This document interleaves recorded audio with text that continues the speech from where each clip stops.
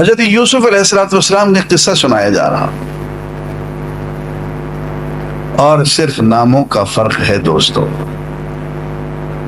ورنہ جہاں جہاں یوسف کا نام لکھا ہوا ہے وہاں اگر محمد کا نام لکھ دیں صلی اللہ علیہ وسلم، صرف نام بدل دیں، جہاں جہاں برادرانی یوسف کا نام لکھا ہوا ہے وہاں قریش مکہ کا آپ نام لکھ دیں۔ کس طرح سے یوسف کے بھائیوں نے حسد کر کے اپنے بھائی کو مارا، قتل کرنے کی کوشش کی، کنویں میں دھکا دیا، اس شہر سے نکلنے پہ مجبور کر دیا، ہجرت کروا دی۔ یہی سب کچھ نہیں ہوا مکے میں، اور کس طرح سے پھر وہ ہار گئے، شکست کھا گئے، اور کس طرح سے آخر میں معافیا مانگنے لگے، اور کس طرح سے حضور اکرم صلی اللہ علیہ وآلہ وسلم نے ان سے وہی جملہ کہا جو حضرت یوسف نے اپنے بھائیوں سے کہا تھا، جملہ ہی وہی ہے سارے کا سارا۔ جب فتح مکہ ہو گئی تو آپ نے پوچھا کہ تمہارے ساتھ کیا سلوک کیا جائے؟ قصہ تو آپ کو معلوم ہے، آخر میں حضور نے یہ فرمایا الیوم اقول کما قال اخی یوسف، آج میں تم سے وہی بات کہتا ہوں تو میرے بھائی یوسف نے کہی تھی اپنے بھائیوں سے، لا تثریب علیکم اليوم اذهبوا وانتم الطلقاء، جاؤ تم پہ کوئی گرفت نہیں، میں تم سب کو معاف کرتا ہوں، تم جاؤ آزاد ہیں۔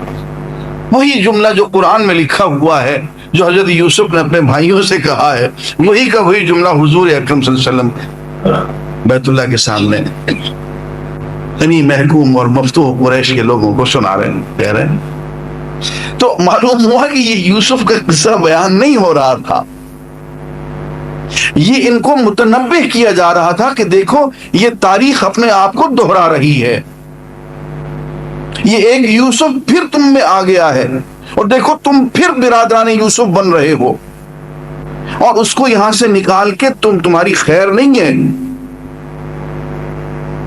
تم ایسے ہی ایک دن منہ لٹکا کے اس کے سامنے کھڑے ہوگے جیسے برادران یوسف حضرت یوسف کے سامنے کھڑے ہوئے تھے۔ یہ قصہ ایسے نہیں سنایا گیا، وہی کوئی ہو گیا۔ جس نبی کا قصہ سنایا گیا ہے، جس نبی کے حالات بیان کیے گئے ہیں، وہ اس لیے بیان کیے گئے ہیں کہ وہ تاریخی طور پہ منطبق ہوئے، صرف ناموں کا فرق ہے، کردار وہی ہے۔ حضرت موسیٰ کے ساتھ کیا ہوا؟ ایک فرعون سے ٹکر ہو گئی، بھاگنا پڑا، ہجرت کر گئے، مدین چلے گئے، وہاں سے واپس آئے، فرعون کو للکارا، اور آخر کا فرعون غرق ہو گیا۔ کیا یہ وہی قصہ نہیں ہے؟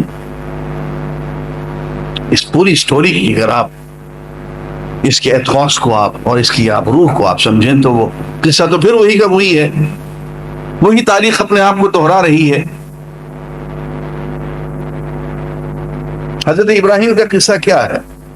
یا ایک شخص کو آپ قتل کرنا چاہتے ہیں اس بنیاد پہ کہ وہ بت فروش نہیں ہے، وہ بت شکن ہے، آپ اس کے قتل کا منصوبہ بناتے ہیں، قتل کر نہیں سکتے۔ کیا یہی حضور کی زندگی میں نہیں ہوا؟ اور وہ شخص تنگ آ کے ہجرت کر کے چلا جاتا ہے، اپنے رشتہ داروں کو حتیٰ کہ اپنے والد کو بھی وہ سلام کر کے چلا جاتا ہے، اور اس کے بعد آخر کار آ کے پھر اسی کا سکہ، اسی کی تعلیم، اسی کی توحید وہی جڑ پکڑتی۔ تو یہ تمام انبیاء کے جو حالات بیان کیے گئے ہیں، یہ فارسی میں کہتے ہیں کہ خوش طرح باشد کہ سر دل برا، گفتہ آید در حدیث دیگرا۔ بات کرنے کا ایک بہت حسین انداز ہوتا ہے کہ آپ ذکر کسی کا کریں، نام کسی کا لیں، نام کسی اور کا لیں، بات کسی اور پہ منطبق ہو رہی ہو۔ تو تمام انبیاء کے جو نام لیے گئے وہ اس لیے نام لیے گئے کہ ان کی تاریخ، ان کے حالات، ان کی زندگی کی ایک ایک خوبی، ان کی ایک ایک قربانی سب کی سب حضور کی زندگی پہ منطبق ہو رہی تھی. اور یوں ان سارے انبیاء کی زندگی مل کے آج جناب محمد رسول اللہ صلی اللہ علیہ وسلم کی زندگی بن رہی ہے.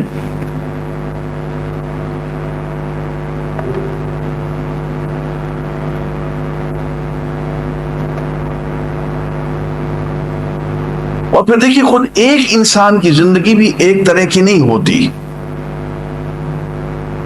ہمارے ایک فلسفے کے استاد تھے، اب بھی حیات ہیں، اللہ ان کی زندگی قائم رکھے، شیخ سعید صاحب. یہ دم توڑ گیا. تو وہ کہا کرتے تھے کہ a human being is a basket full of contradictions. انسان جو ہے بہت سارے تضادات کا مجموعہ ہے. یہی انسان کبھی ہنس رہا ہوتا ہے، کبھی رو رہا ہوتا ہے، کبھی غمگین ہوتا ہے، کبھی خوش ہوتا ہے، کبھی اس میں محبت کے جذبات ہوتے ہیں کہ کبھی نفرت سے کڑ رہا ہوتا ہے، کبھی دوسروں پہ احسان کے جذبے میں سے سرشار ہوتا ہے، کبھی انتقام کا جذبہ لیے ہوئے بالکل شیطان بنا ہوا ہوتا ہے. ایک ہی انسان کے مختلف روپ ہوتے ہیں. اور انسان کو ہدایت صرف اس شخصیت سے مل سکتی ہے کہ ہر روپ میں، ہر رنگ میں، ہر جذبے میں، نفرت کے عالم میں بھی اس کے پاس ایک روشنی کا ذریعہ ہو حضور کی ذات میں، محبت کے عالم میں بھی، ہر عالم میں حضور کی ذات اس کو روشنی دے رہی ہے، ہدایت دے رہی ہے.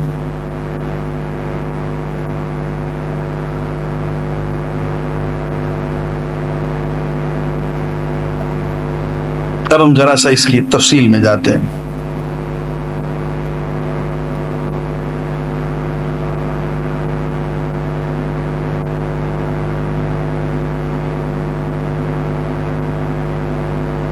میں ایک صفحہ پڑھنا چاہتا ہوں خطبات مدراس سے، اور سچی بات یہ ہے کہ بہت خوبصورت لکھا ہے. اس کو میں اپنے الفاظ میں بھی بیان کر سکتا ہوں، لیکن میرا جی چاہتا ہے میں پڑھ کے سناؤں.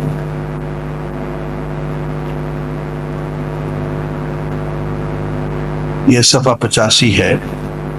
فرماتے ہیں غرض ایک ایسی شخصی زندگی جو ہر طائفہ انسانی اور ہر حالت انسانی کے مختلف مظاہر اور ہر قسم کے صحیح جذبات اور کامل اخلاق کا مجموعہ ہو، صرف محمد الرسول اللہ صلی اللہ علیہ وسلم کی سیرت ہے. اگر تم دولت مند ہو تو مکہ کے تاجر اور بحرین کے خزینہ دار کی تقلید کرو. اگر غریب ہو تو شعب ابی طالب کے قیدی اور مدینہ کی مہمان کی کیفیت سنو. اگر تم بادشاہ ہو تو سلطان عرب کا حال پڑھو. اگر رعایا ہو تو قریش کے اس محکوم کو ایک نظر دیکھو. اگر فاتح ہو تم تو بدر و حنین کے سپہ سالار پر نگاہ دوڑاؤ. اگر تم نے شکست کھائی ہے تو مارکہ احد سے عبرت حاصل کرو. اگر تم استاد اور معلم ہو تو صفہ کی درسگاہ کے اس معلم قدس کو دیکھو. اور اگر شاگرد ہو تو روح الامین کے سامنے بیٹھنے والی پر نظر جماؤ. اگر مباعث اور ناصح ہو تو مسجد مدینہ کے منبر پہ کھڑے ہونے والے کی باتیں سنو. اور اگر تنہائی اور بے کسی کے عالم میں حق کی منادی کا فرض انجام دینا چاہتے ہو تو مکہ کے بے یار و مددگار نبی کا اسوہ حسنہ تمہارے سامنے ہے. اگر تم حق کی نصرت کے بعد اپنے دشمنوں کو زیر اور مخالفوں کو کمزور بنا چکے ہو تو فاتح مکہ کا نظارہ کرو. اگر اپنے کاروبار اور دنیاوی جد و جہد کا نظم و نسق درست کرنا چاہتے ہو تو بنی نزیر، خیبر اور فدق کی زمینوں کے مالک کے کاروبار اور نظم و نسق کو دیکھو۔ اگر تم یتیم ہو تو عبداللہ و آمنہ کے جگر گوشہ کو نہ بھولو۔ اگر بچے ہو تو حلیمہ سعدیہ کے لاڈلے بچے کو دیکھو۔ اگر تم جوان ہو تو مکے کے ایک چرواہے کی سیرت پڑھو۔ اگر سفری کاروبار میں ہو تو بصرہ کے کارواں سالار کی مثالیں ڈھونڈو۔ اگر عدالت کے قاضی اور پنچایتوں کے ثالث ہو تو کعبہ میں نور آفتاب سے پہلے داخل ہونے والے ثالث کو دیکھو جو حجر اسود کو کعبہ کے گوشے میں کھڑا کر رہا ہے۔ مدینہ کی کچی مسجد کے صحن میں بیٹھنے والے مرشد کو دیکھو جس کی نظر انصاف میں شاہ و گدا اور امیر و غریب برابر تھے۔ اگر تم بیویوں کے شوہر ہو تو خدیجہ اور عائشہ کے مقدس شوہر کی حیات پاک کا مطالعہ کرو۔ اگر اولاد والے ہو تو فاطمہ کے باپ اور حسن و حسین کے نانا کا حال پوچھو۔ غرض تم جو کوئی بھی ہو اور کسی حال میں بھی ہو، تمہاری زندگی کے لیے نمونہ اور تمہاری سیرت کی درستی ظلمت خانے کے لیے ہدایت کا چراغ اور رہنمائی کا نور محمد رسول اللہ صلی اللہ علیہ وسلم کی جامعیت کبریٰ کے خزانے میں ہر وقت اور ہر دم مل سکتا ہے۔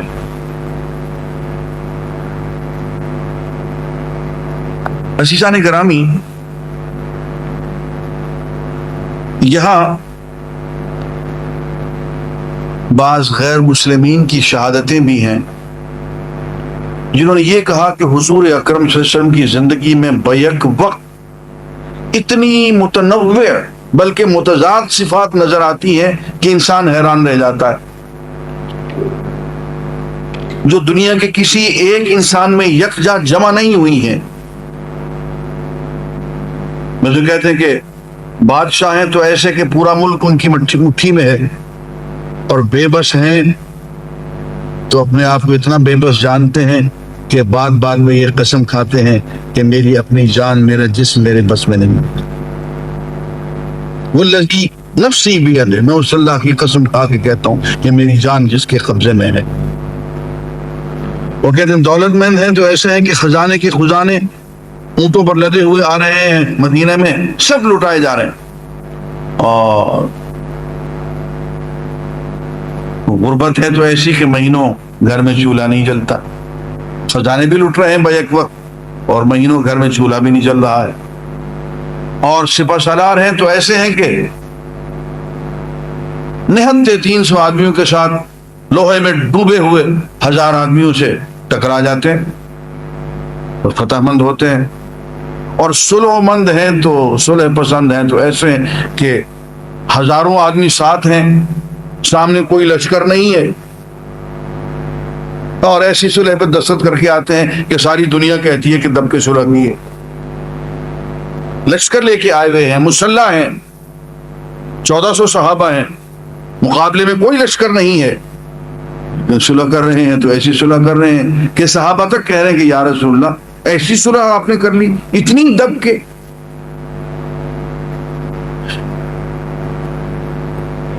اور شجاع اور بہادر ایسے ہیں کہ سامنے سے تینوں کی بارش آ رہی ہے، تمام صحابہ پیچھے ہٹ گئے، ایک انچ بھی پیچھے کو نہیں ہٹے، اور نرم دل ایسے کہ پوری زندگی میں کبھی کسی پہ ہاتھ نہیں اٹھایا، میدان جنگ میں بھی کسی پہ ہاتھ نہیں اٹھایا، صرف ایک شخص نے آ کے ڈول اس زمانے میں ہوتی اس کا اس نے کہا کہ میں کسی اور سے نہیں لڑنا چاہتا، اے محمد اگر بہادر ہو تو خود سامنے آ جاؤ۔ صرف وہ تنہا ایک شخص ہے جو آپ کے مقابلے میں آیا ہے اور وہ آپ پہ جھپٹا ہے۔ آپ نے صحابہ سے کہا کہ درمیان سے ہٹ جاؤ، اس کو آنے دو۔ آپ نے صرف اس کے آگے نیزہ کر دیا ہے، اس کو نیزہ یہاں چبھا ہے، زیادہ زخم بھی نہیں آیا، لیکن اس کا درد اس کو اتنا ہوا ہے کہ وہ چیختا ہوا بھاگ گیا اور چیختے چیختے مر گیا۔ صرف تنہا ایک شخص جس نے خود آ کے حضور کو للکارا ہے مقابل، اس کے علاوہ آپ نے خون کا ایک قطرہ بھی نہیں بہایا، کسی مرد پہ کسی عورت پہ کبھی ہاتھ نہیں اٹھایا، کسی بیوی کو کبھی ڈانٹا نہیں، کسی نوکر کو، غلام کو، اتنے نرم طبیعت۔ حضرت انس کہتے ہیں کہ میں 10 سال حضور کی خدمت میں رہا، اور 10 سال میں کہتے ہیں کہ میں بچہ تھا اور حضور مجھے بھیجتے تھے کام کے لیے، میں کھیل میں لگ جاتا۔ کہنے لگے ایک مرتبہ حضور نے بہت اہم کام کے لیے بھیجا تو میں کام تو بھول گیا، باہر آ کے بچوں کے ساتھ کھیلنے لگ گیا۔ کہنے لگے حضور نے بہت انتظار کیا، آ کر تھک گئے تو باہر تشریف لا دی، تو میں کھیل رہا تھا تو پیچھے سے آئے اور پیچھے سے آ کے ہاتھ آپ نے میرے کندھے پہ رکھا۔ کہنے لگے تو میں نے مڑ کے دیکھا تو حضور کھڑے ہوئے تھے، تو آپ مسکرا لیے اور آپ نے انس کہنے کی وجہ سے یہ کہا یا انیس، انس کو آپ نے پیار سے انیس بنا لیا، پیارے ہم نے تو تمہیں کام بھیجا۔ کہتے میں اس قدر شرمندہ ہوا کہ اس کے بعد میں نے کبھی حضور کے کام میں پھر کوتاہی مجھ سے ہو ہی نہیں سکی۔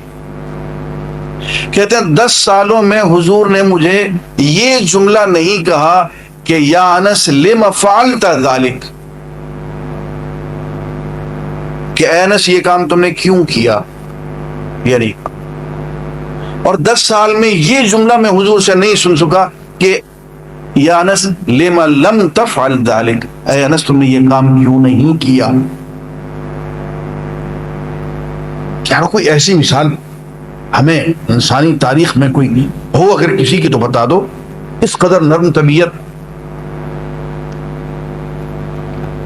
بیویاں ہیں کہ بگڑ کے بیٹھ گئی ہیں، معافی چاہتا ہوں، بگڑنے کا حق پہنچتا ہے بیویوں، اور سچی بات یہ ہے کہ بیویوں کے والد یہ سمجھتے تھے پوری ایمانداری کے ساتھ کہ ہماری بچیاں زیادتی کر رہی ہیں اللہ کے رسول کے ساتھ۔ کئی مرتبہ حضرت کو صدیق جھپٹے اور انہوں نے تھپڑ مارا حضرت عائشہ کو، اور حضور درمیان میں آ گئے۔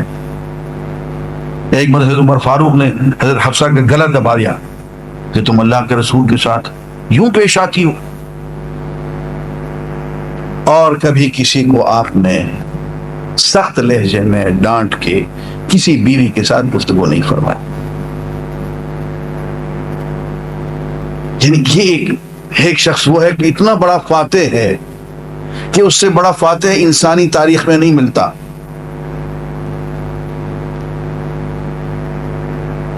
کیلکولیٹ کر لیں، 10 سال کی مدت میں 10 لاکھ مربع میل علاقہ انیکس ہو گیا، فتح ہو گیا۔ مذہب اس کو کیلکولیٹ کریں آپ تو، یعنی ہر سال 1 لاکھ مربع میل علاقہ، اور وہ اتنی خوبصورت حکمت عملی کے ساتھ کہ دونوں طرف سے جو کیجویلٹیز ہوئی ہیں وہ لاکھوں میں نہیں ہے، کروڑوں میں نہیں ہے، ہزاروں میں نہیں ہے، دونوں طرف سے ملا کے کیجویلٹیز جو ہیں 536 ہیں۔ 10 لاکھ مربع میل علاقہ کانکر کرنے میں۔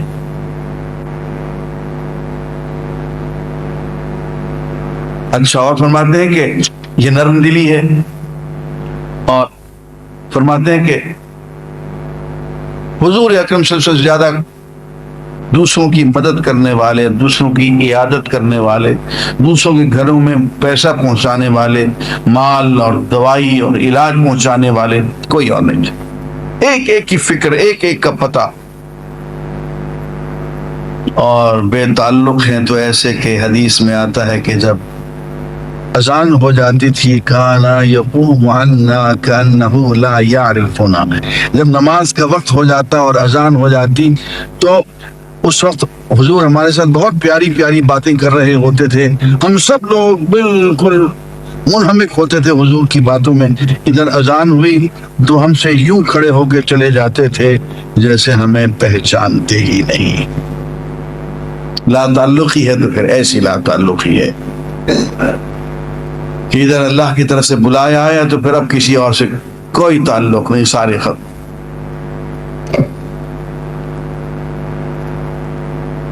اور فرماتے ہیں کہ حضور اکرم صلی اللہ علیہ وسلم نے اپنی ذات کے لیے کبھی کسی سے بدلہ نہیں لیا، حضور کی ذات پہ جس نے بھی زیادتی کی ہے آپ نے صرف اس کو دعا دی ہے، بدلہ نہیں دیا۔ کئی لوگ آگے یا رسول اللہ ہم نے تو آپ پہ یہ زیادتی کی تھی، آپ نے کسی سے بدلہ نہیں۔ حضور کا بیٹا تھا سیدہ خدیجہ کے بدن سے حالہ، وہ شہید ہو گیا، جو ابھی شہید ہو گیا اس کو مار مار کے انہوں نے قیمہ بنا دیا۔ حضور کی بیٹی سیدہ زینب مکہ سے مدینہ ہجرت کر کے آ رہی تھی،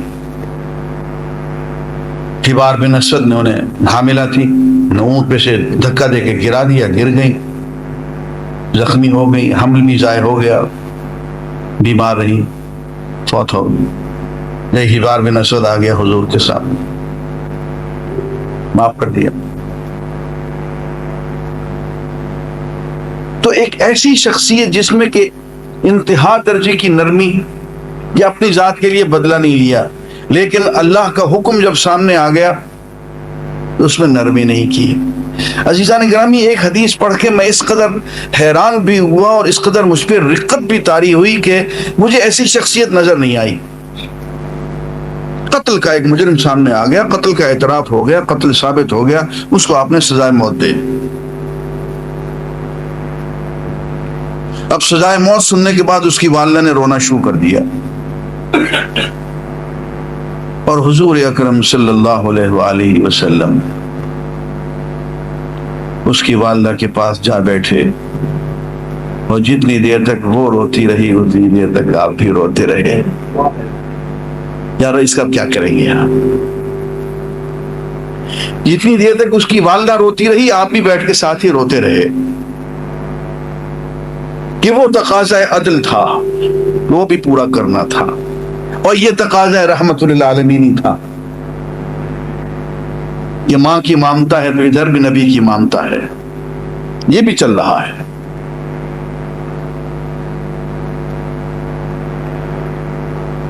یہاں پھر میں کوٹیشن کروں، بہت خوبصورت چند جملے ہیں، میں پڑھ کے سناؤں گا، صفحہ 88 پہ۔ فرماتے ہیں کہ عین اس وقت جب ان پر ایک تیغ زن سپاہی کا دھوکہ ہوتا ہو، وہ ایک شب زندہ دار ظاہر کی صورت میں جلوہ نما ہو جاتا ہے۔